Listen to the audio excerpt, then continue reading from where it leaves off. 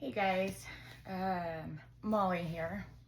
This is my first storytelling, and I'm here to talk about an experience that I went through almost a decade ago. I met a guy and we started dating. This was an experience that has left me with mental and physical scars. But I would like to say that it's made me who I am and that I've grown from it, but I cannot lie and say that I haven't had additional trauma, and still to this day. I'll keep his name out of this because he deserves no recognition in any way. But we started dating, and in the very first month, we got into an argument, and I was sitting in my car. We were at a train station in the parking lot. We had gone to his friend's party, and he started to be verbally aggressive, and the whole situation felt wrong to me. So I went and I got into my car in the parking lot. He was there, and I knew I needed to get away from him.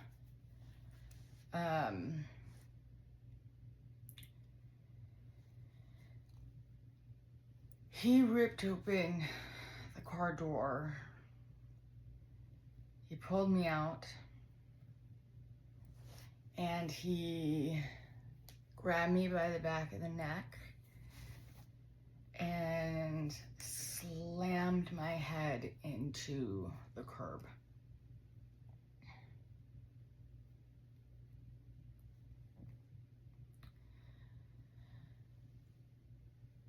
I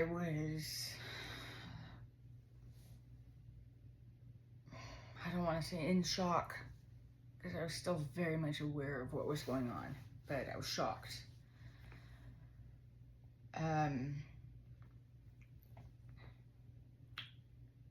He then pulled me by my hair and put me back inside of the vehicle and grabbed the seatbelt,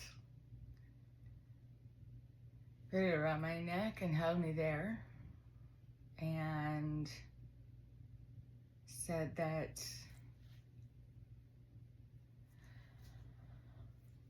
I will do what he says because he was right. He wasn't.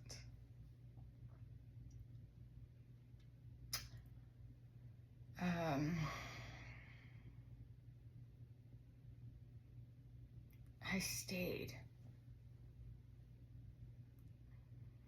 I stayed in this relationship because I thought, I can fix this.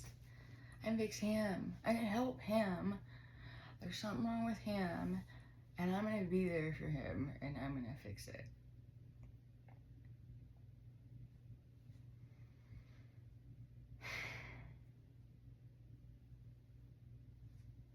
I can look back on this now, and I've been able to look back on this for years, knowing that I can't fix. You can't fix people unless they want to be fixed.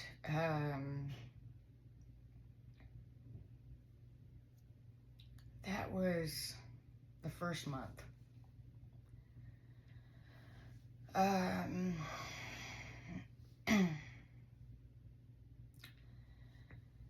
during that relationship, he continued to be very controlling and very abusive, mentally, physically, emotionally. And I can tell you that when I was in it, it wasn't the physical stuff that bothered me, at least in the first couple years. It was just more the emotional stuff.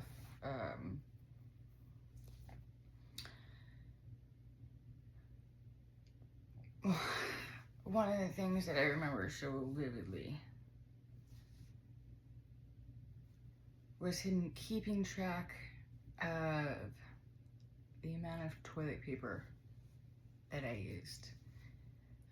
He allotted 2 squares, and there were detriments if I used more. I hid this from everybody. I hid it from friends. I hid it from my parents. No, not well. A lot of people knew. And I denied all of it. I was in the hospital multiple times. One of the instances that happened was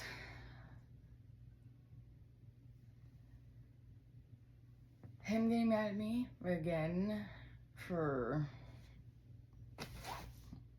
I don't know, probably breathing.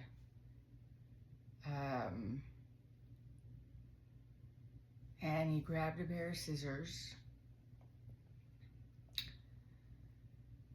and took those scissors and stabbed me in the leg. And it felt very much like one of those movie scenes where, you know, weapon is in you and you're like, oh, I gotta pull it out. I did. And I pulled it out and I slammed my hand down on my leg, and I didn't know what damage it caused, but I was sorry, bleeding, and I said, I need to go to the hospital. And he told me, you'll go to the hospital when I let you go.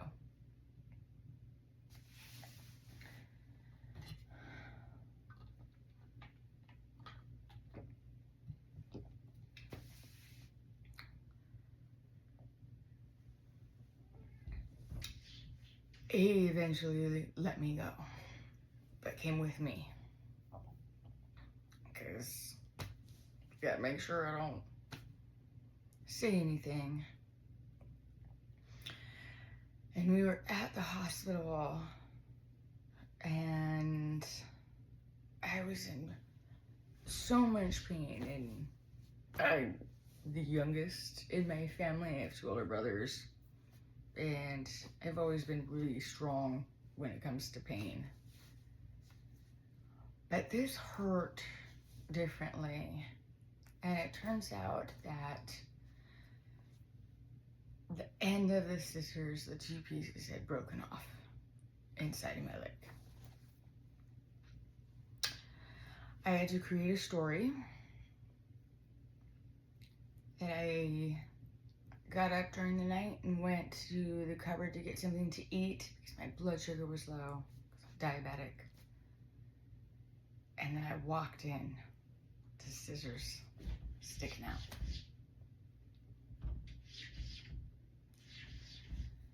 I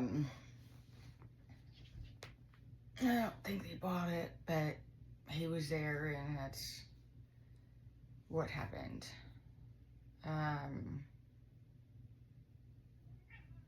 It wasn't much longer until we had gone out to a bar.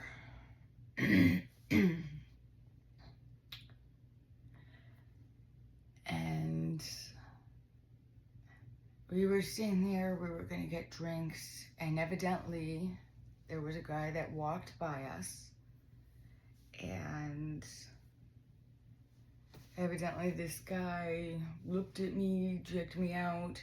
I didn't see it happen, but he did. And I didn't say anything about it to the guy. How do you say something to someone that you don't see? And we left the bar, and we're walking back to the house.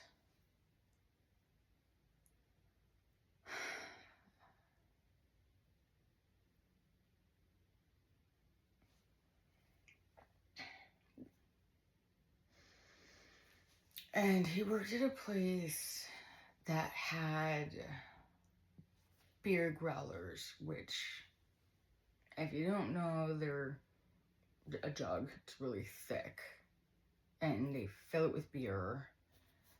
And we were in the parking lot, and he had it in his hand. And he's yelling at me, and we're standing there, and I'm apologizing over and over and over. I don't think that I've ever said I'm sorry this much in my life, let alone for something that I hadn't done. And he grabbed it, and he swung it at me, and felt like I was in the Matrix. My, cinematic action. He swung it at my head, and I went back, and he missed me by the wind that blew my hair back. And he goes, all right, well, if I can't hit you, I'll hit me. And he took it, and he swung it at his head.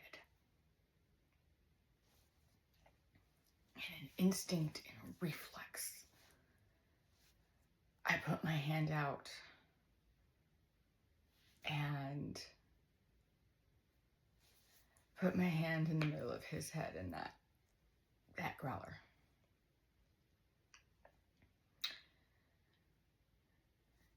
It severed all 3 tendons in my wedding ring finger. It broke the finger in multiple places.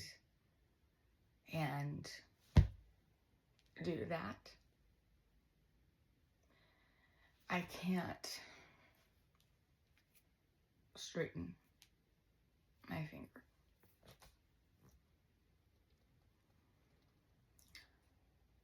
I was bleeding a lot,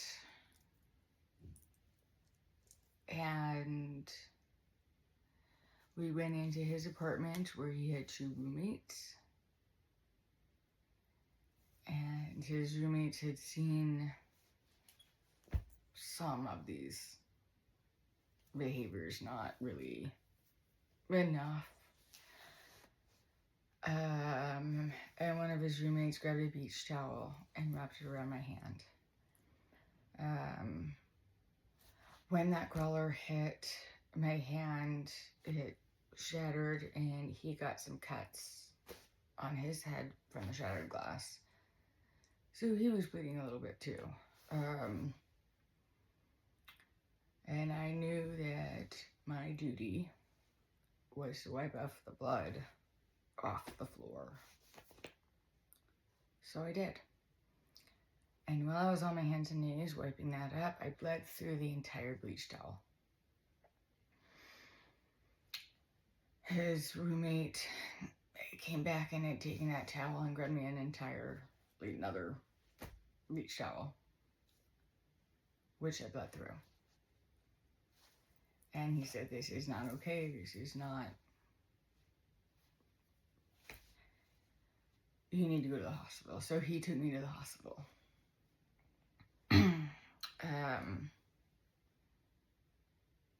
his roommate came with me.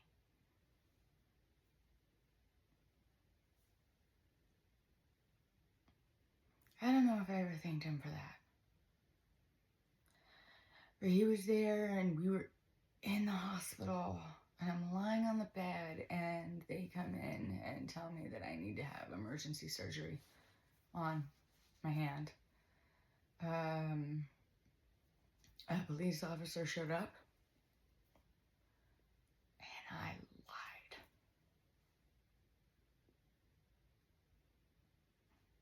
And I said it was my fault. I fell. I broke glass.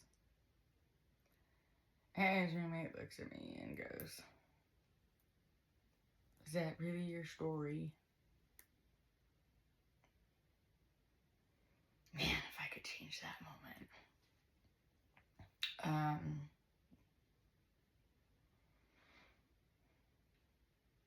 I lied to my parents about that too. I lied to everybody. I did everything in my power to protect a man that was doing this to me. I was with this guy for 4 years, and when I say a man, let me rephrase that. He was not a man. He was not a good human, and he's not.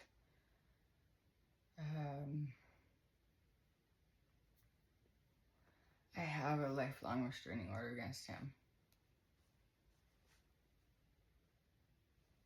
That's important.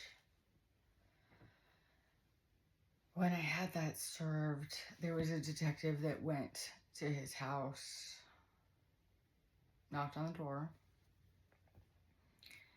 and he said, I'm not really sure the exact words of how they delivered that, but he went to hand it to him, and my ex said, "I'm not going to take that from you." Well, didn't want to handed it to him, whatever it was.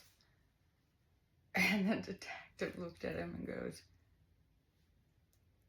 "You don't have to take it." And he dropped it in front of him. And I was like, "You've been served." He showed up to court for that. And we're supposed to bring documents or pictures or whatever that might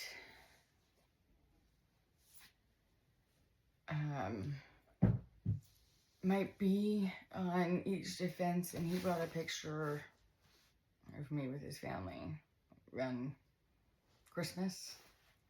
We were all together, and that was his defense. My documents consisted of hospital treatments over the years, police documents, witness testimonies, and the judge looked at him and said, "You are the epitome of a wife beater." And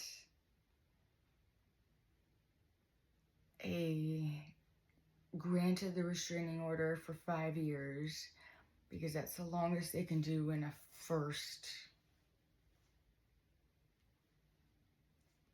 situation where you're getting a restraining order. It was 5 years. And the judge looked at me and said, "In 5 years, you come back and I will grant this for life." And I did. I went back 5 years later and I had a new judge, a wonderful woman. I'm so grateful for the judges that I have had, and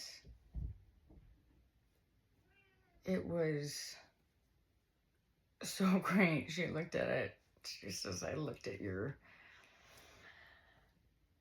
file, and this person needs to be away from you forever. He got a full year of anger management that he had to pay for, and it was every Friday night, which he liked to go out. So I know that stung for him. About 2 years after that, I got a message on Facebook from a woman who said, "You don't know me, but I am dating your ex." And he said that you have a lifelong restraining order against him. And he blamed you. He can't be a firefighter like his dad was, and he can't own a weapon. And she said he's doing the same thing to me, and I don't know what to do. If I could have reached out and hugged this woman, I would have. But I told her he will not change, and it will get worse. So stay away from him.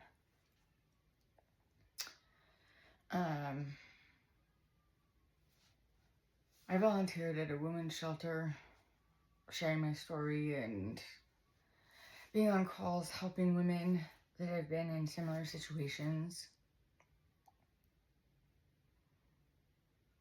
Because that's important, because this situation shouldn't happen. And I'm not here to say that it's just men that do this to women. People do this to people. And it shouldn't happen. No one should ever lay a hand on someone else if it's not in a loving and invited manner. I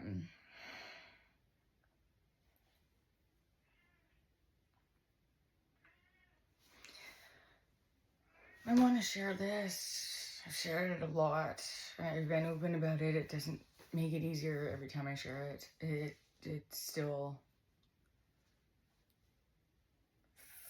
feels heavy. And it still affects me. But if I can share this and let someone else know that they're not alone, and that there are other people that have gone through this and there is a way out, then that's what I want to do. And I appreciate you guys listening and your time.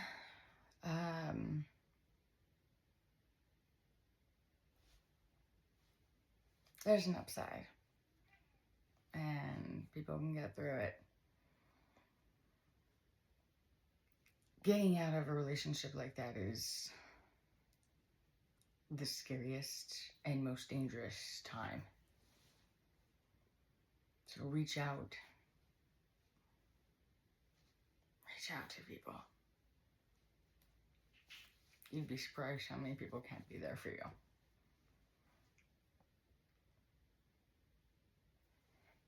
Thank you guys for listening. Thank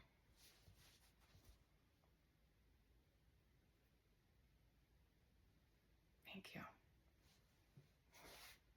Signing off. I don't have a clever statement to end this, so thanks for listening, guys. Take care of yourselves, take care of your friends, take care of your family, and look out for yourself.